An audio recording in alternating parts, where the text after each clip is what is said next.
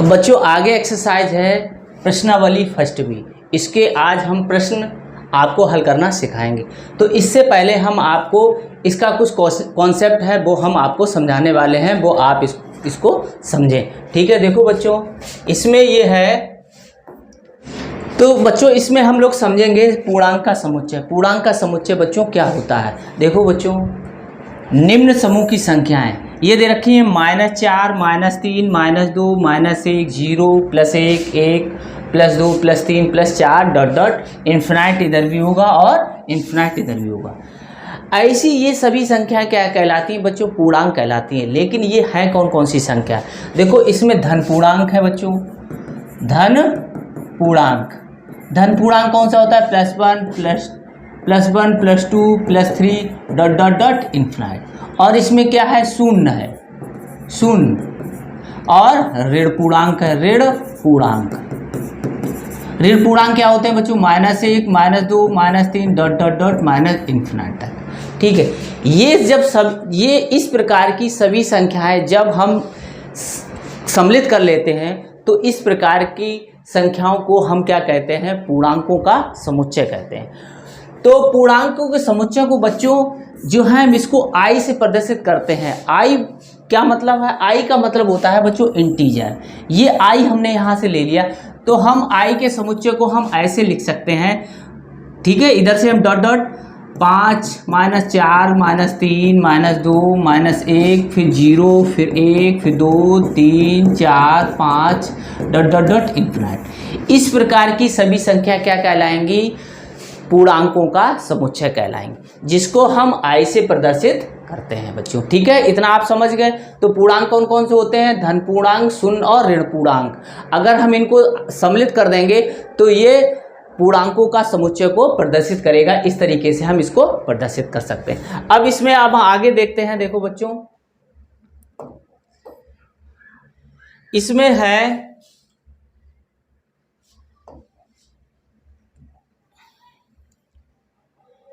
पूर्णांकों का एक सरल रेखा के बिंदुओं से निरूपण, यानी कि जो पूर्णांक को हम एक सरल रेखा पर कैसे प्रदर्शित कर सकते हैं उसको हम समझेंगे। देखो बच्चों, ये एक सरल रेखा होती है जहां पर देखो ये हमने ऐसे खींच लिया, इसमें एक बीच में एक 0 रहता है। ठीक है, बीच बिंदु, इसके दाएं तरफ धन पूर्णांक रहते हैं और बाएं तरफ ऋण पूर्णांक रहते हैं। देखो इधर है दायां भाग और इधर है बायां भाग।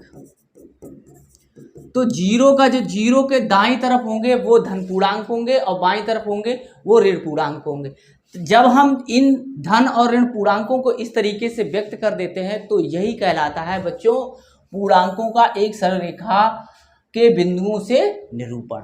तो इस तरीके से हम लिख देंगे तो ये निरूपण हो गया बच्चों। ठीक है, अब देखो अगला पॉइंट है बच्चों पूर्णांकों की विशेषताएं। पूर्णांकों की विशेषताएं, तो बच्चों देखो आप यही याद रखोगे दो पूर्णांकों का अंतर भी एक पूर्णांक होगा। तो बच्चों हमें पता है योग के संवर्ग नियम से हमें पता है कि यदि हम दो पूर्णांकों को जोड़ें तो जोड़ने से जो मान प्राप्त होता है वो भी एक पूर्णांक प्राप्त होता है। इसीलिए यहाँ पर भी का अंतर भी लगा दिया गया है कि योग जैसे नियम, योग जो संवर्ग नियम का पालन करता है वैसे ही अंतर भी संवर्ग नियम का पालन करता है। कैसे? देखो इसका नंबर एक उदाहरण है, जैसे अगर हम 8 - 6 कर दें, ठीक है, तो यहाँ कितना प्राप्त होगा? 2। ये क्या है? एक धन पूर्णांक प्राप्त, यानी कि धन पूर्णांक आ गया। पूर्णांक हमें प्राप्त होगा, चाहे धन प्राप्त हो चाहे ऋण प्राप्त हो। ठीक है बच्चों, वो हमें प्राप्त होगा पूर्णांक। ये धन पूर्णांक यानी कि ये पूर्णांक है। ऐसे अगर हम 4 - 7 कर दें तो ये बचेगा -3। ठीक है, 4 - 3 यानी 7 बढ़ा तो 4 घटाएंगे तो माइनस। ये क्या हो गया? ऋण पूर्णांक, यानी ऋण पूर्णांक भी एक पूर्णांक ही होता है। तो हमने बताया क्या कि दो पूर्णांकों का अंतर भी एक पूर्णांक प्राप्त होता है। तो बच्चों ये हमें प्राप्त हुआ है। ठीक है, आगे देखो अगर हम कोई 10 - 10 कर दें तो बराबर कितना प्राप्त होगा बच्चों? 0 प्राप्त होगा। तो इसका मतलब क्या हो गया बच्चों? 0 भी एक पूर्णांक है। तो इसलिए अब यही बताया गया है कि दो पूर्णांकों का अंतर भी एक पूर्णांक ही प्राप्त होता है बच्चों। ठीक है, अब अगला आगे देखते हैं दूसरा नियम क्या कहते हैं। देखो दूसरा नियम कहता है कि पूर्णांकों के योग और गुणन की संक्रियाएं निम्नलिखित नियमों का पालन करती हैं। देखो बच्चों, इसका मतलब क्या है, ये सब हटा दो, यहाँ से आप नोट कर लेना। पूर्णांकों में योग और गुणन की संक्रियाएं जो है वो 4 नियम का पालन करती है। संबरक नियम, क्रमन्वय नियम, सहचर नियम और निरसन नियम। ठीक है बच्चों, ये 4 जो है वो जब भी हम योग करेंगे या गुणा करेंगे तो ये जो नियम है वो ये क्रियाएं पालन करती हैं, योग और गुणन की। तो हम ये याद रखेंगे, योग और गुणन की संक्रियाएं किस किस नियम का पालन करती हैं? संबरक नियम, क्रमन्वय नियम, सहचर नियम और निरसन नियम। ठीक है बच्चों, ठीक है, आगे देखते हैं। देखो अब बच्चों आगे हम देखते हैं पूर्णांकों में योग तथा गुणन के तस्मक। देखो बच्चों, योगात्मक तस्मक 0 होता है बच्चों, और दूसरा गुणन का तत्समक, ये याद कर लो बच्चों, ये अधिकतर पूछा जाता है। ठीक है, अब इसको हम समझेंगे, ये वाला हम समझेंगे। देखो a प्लस अगर हम 0 कर दें, यानी कि a में अगर हम 0 जोड़ दें तो हमें क्या प्राप्त होगा? a प्राप्त होगा। ऐसे 5 में अगर हम 0 जोड़ दें तो 5 प्राप्त होगा। तो बच्चों देखो, तो ये 0 है वो योग का तस्मक कहलाएगा बच्चों। ऐसी 5 हम कोई भी संख्या में 0 जोड़ देंगे तो उसका कोई प्रभाव नहीं पड़ता है, इसलिए ये 5 का क्या हो गया? योगात्मक तस्मक हो गया। ठीक है बच्चों, अब दूसरा देखते हैं गुणन का तस्मक। ठीक है, अब गुणा का तस्मक कैसा? देखो बच्चों, देखो इसको समझते हैं कि अगर a कोई संख्या है उसमें 1 का गुणा करते हैं तो a ही प्राप्त होता है। ठीक है, तो एक सा एग्जाम्पल देखते हैं। देखो बच्चों, कोई संख्या हमने ली, उसमें 1 का गुणा कर दिया 8 प्राप्त हो गया। दूसरा 5 में 1 का गुणा कर दिया तो 5 प्राप्त हो गया। इसलिए यहाँ पर गुणन का तस्मक क्या हो गया? कितना हो गया? 1 हो गया। ऐसे यहाँ पे भी गुणन का तस्मक कितना हो गया? 1 हो गया, क्योंकि इसके मान में कोई प्रभाव नहीं पड़ रहा है। ये आप दोनों याद रखें। ठीक है बच्चों, अब देखो बच्चों आगे देखते हैं। देखो बच्चों, योगात्मक प्रतिलोम जो हमने आपको पिछले वीडियो में भी बताया है, वहां पे भी जाके आप समझ सकते हैं। देखो क्या है, 6 और -6। देखो बच्चों, -8 और 8 और 0 और 0 के ऐसे युग्म है जिनका योग 0 हो जाता है। तो ऐसे पूर्णांक परस्पर एक दूसरे के योगात्मक प्रतिलोम कहलाते हैं। -6 का एक दूसरे का योगात्मक प्रतिलोम है। किसी स्वच्छ पूर्णांक a का योगात्मक प्रतिलोम -a होता है। निरसन नियम से स्पष्ट है कि किसी पूर्णांक का योगात्मक प्रतिलोम अद्वितीय और केवल एक ही होता है। ठीक है बच्चों, निरसन नियम से स्पष्ट है कि किसी पूर्णांक का योगात्मक प्रतिलोम अद्वितीय, ध्यान रखो, यानी एक और केवल एक ही होता है। अद्वितीय का मतलब एक और केवल एक ही होना होता है, मतलब। ठीक है, अद्वितीय का यहाँ पर बच्चों मतलब समझ जाओ। ठीक है, तो जैसे कोई संख्या a है, इसका योगात्मक प्रतिलोम -a होगा और -a का योगात्मक प्रतिलोम +a होगा। ठीक है, तो इसमें चिन्ह बदलता है, क्योंकि दोनों संख्या और योगात्मक प्रतिलोम को हम जब जोड़ेंगे तो उनका योग कितना होना चाहिए? 0 होना चाहिए। यही बात इसमें बताया गया है। ठीक है, तो अब अगला देखते हैं। देखो बच्चों, 5 नंबर देखते हैं। पूर्णांकों में गुणन की संक्रिया योग अंतर पर वितरित होती है।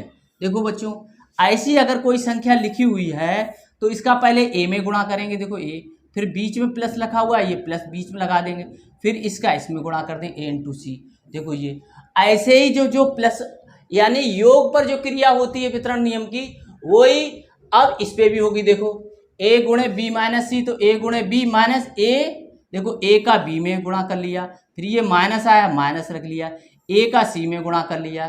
ठीक है, तो ये दोनों आपको याद रखना है। इस तरीके से हम कई प्रश्न आगे हल करेंगे, उसमें ये काम आएंगे, इसलिए आप लोग याद रखें। ठीक है, अगला देखते हैं। देखो बच्चों, अब देखो बच्चों यहाँ पर देखते हैं, ये वाला देखते हैं। पूर्णांक भाग की संक्रिया के लिए समर्थ नहीं है।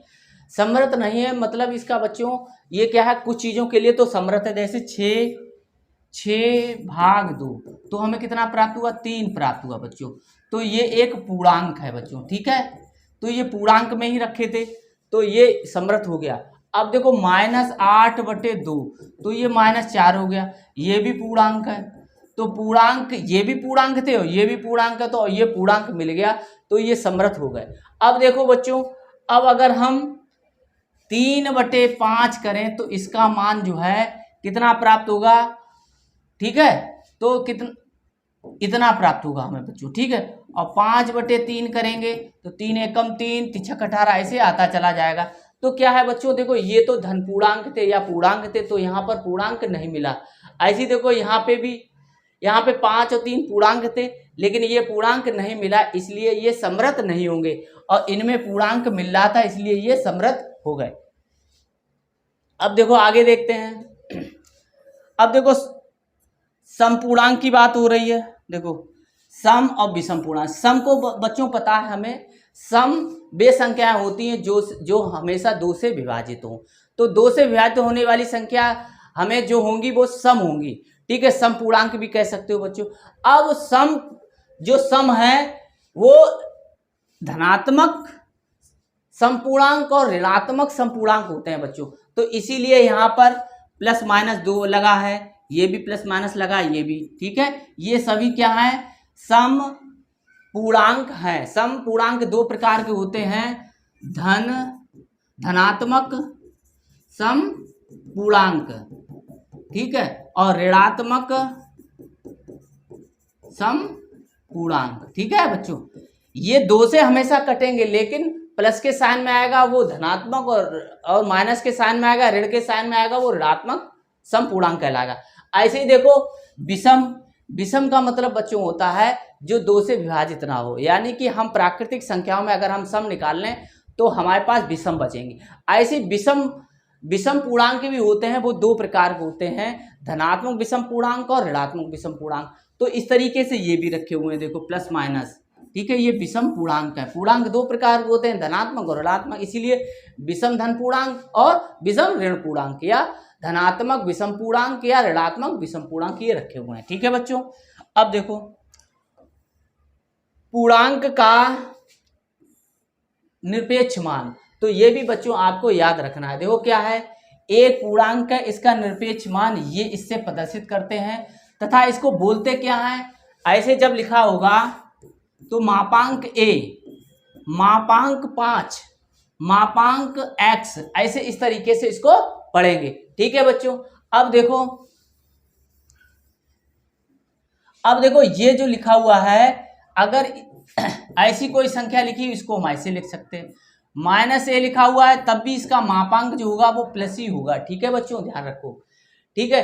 -a का पूर्णांक भी ये देखो नंबर 1 और नंबर 2, ठीक है। अगर धनात्मक है तब भी धनात्मक होगा, ऋणात्मक है तो तब भी ऋणात्मक होगा। इसको इस तरीके से समझ सकते हैं, ये माइनस लिखा हुआ है तो ये प्लस आ गया, प्लस लिखा है तब भी प्लस आ गया।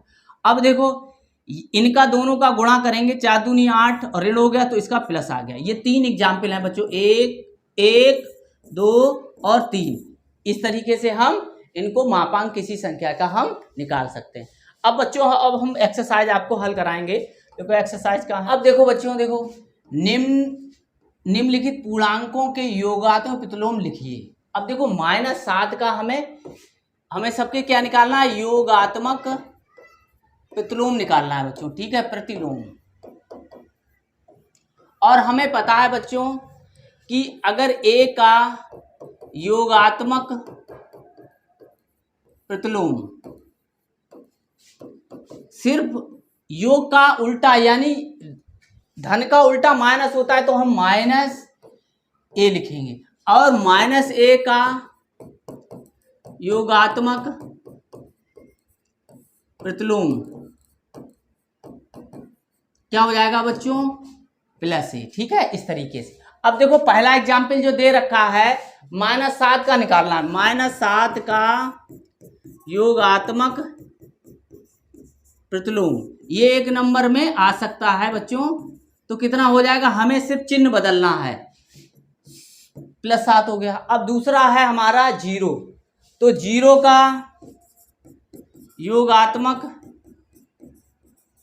प्रतिलोम क्या हो जाएगा बच्चों, 0 हो जाएगा, ध्यान रखो, ठीक है। 0 एक ऐसी संख्या है जिसका योगात्मक प्रतिलोम वही संख्या होती है। अब देखो 1 का योगात्मक प्रतिलोम,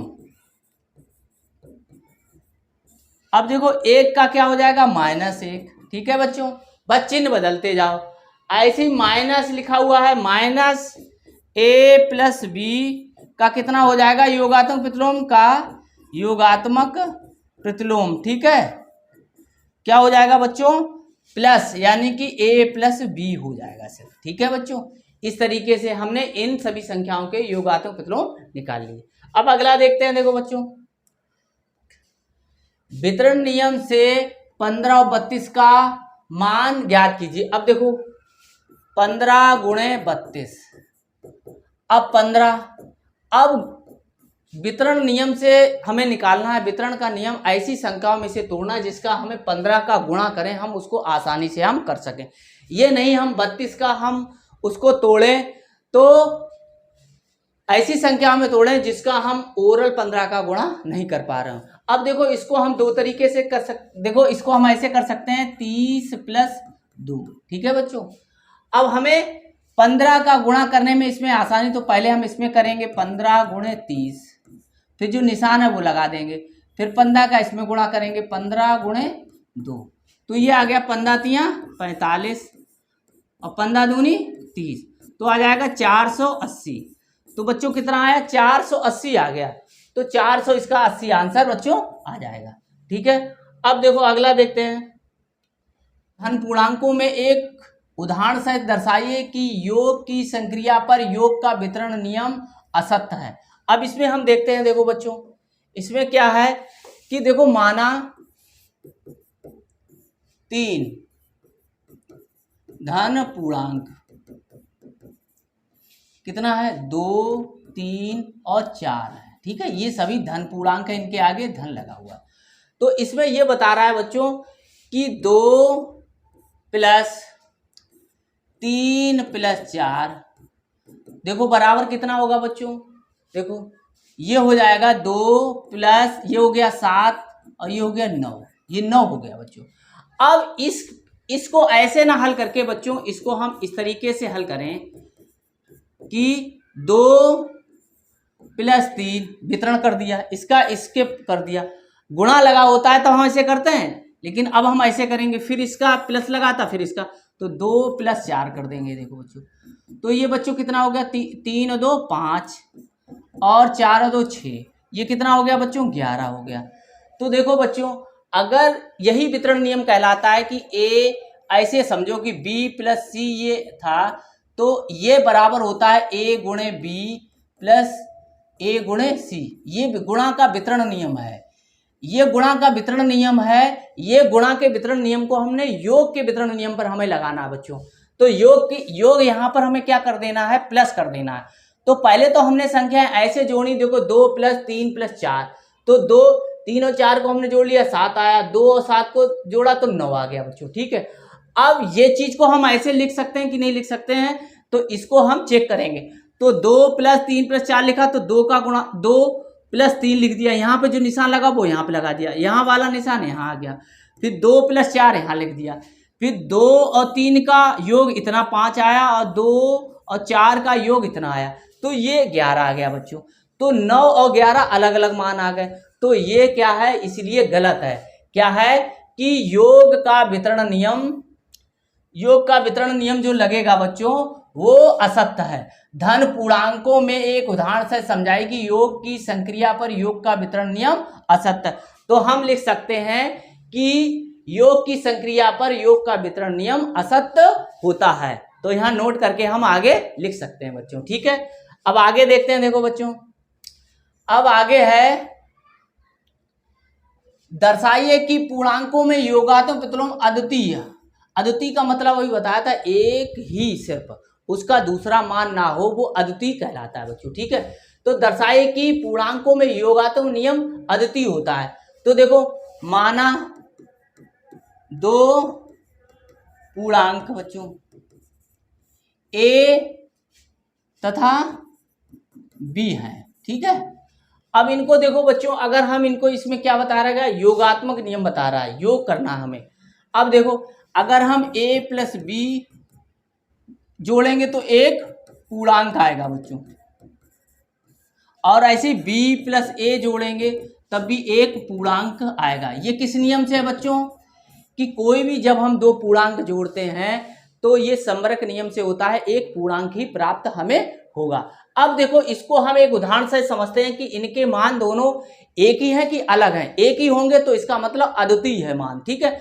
तो अगर हम a बराबर 3 व b बराबर अगर हम 4 लेते हैं तो a भी पूर्णांक और b भी पूर्णांक, तो a प्लस b हम रखेंगे तो 3 प्लस 4 हो जाएगा बच्चों, कितना हो गया 7।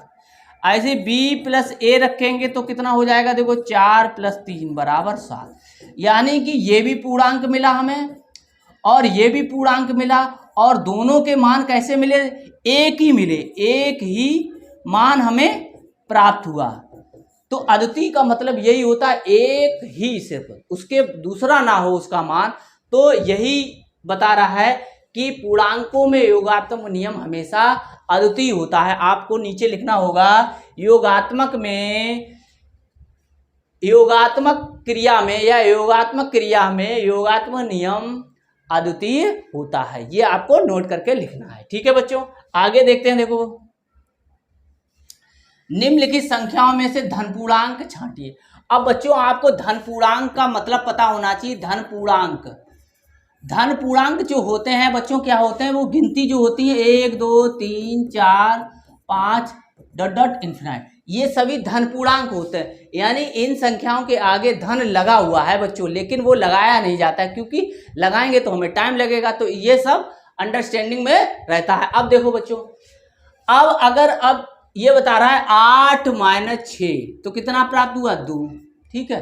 तो इसका मान हमें 2 प्राप्त हुआ, तो ये क्या है, एक धनात्मक पूर्णांक है। अब देखो 2 माइनस 5 ये कितना प्राप्त हुआ, -3, ये धनात्मक है, धनात्मक या धन पूर्णांक है, धनात्मक पूर्णांक या धन पूर्णांक, और ये ऋणात्मक पूर्णांक है। हमें ऋणात्मक पूर्णांक से कोई मतलब नहीं है बच्चों, ठीक है। तो ये नहीं है, ये है और ये नहीं। अब देखो अगला देखेंगे, 1/3 जब करोगे बच्चों तो 0.3333 आएगा, ठीक है, ठीक। ये दशमलव संख्या हो गई, ठीक है। तो ये ना ही धनात्मक पूर्णांक है ना ही ऋणात्मक पूर्णांक है, तो हमें ये भी नहीं हुआ हमारा, ठीक है। तो अब देखो -3 गुणे -4 रखा हुआ है, ये इनका जब हम गुणा करेंगे 3 चौकू 12 प्लस में आएगा बच्चों। तो ये क्या हो गया, एक धनात्मक पूर्णांक हो गया बच्चों। तो ये भी धनात्मक पूर्णांक हमारा है। देखो ये धनात्मक पूर्णांक है। 8/2 तो 2 का भाग 8 में करना तो 4 प्राप्त होगा। ये भी धनात्मक पूर्णांक है क्योंकि इसके आगे धन लगा हुआ है, धनात्मक पूर्णांक हमें ये प्राप्त हुआ, ठीक है बच्चों। आगे देखते हैं, देखो बच्चों अब ये क्या है, अब आगे वाला देखते हैं।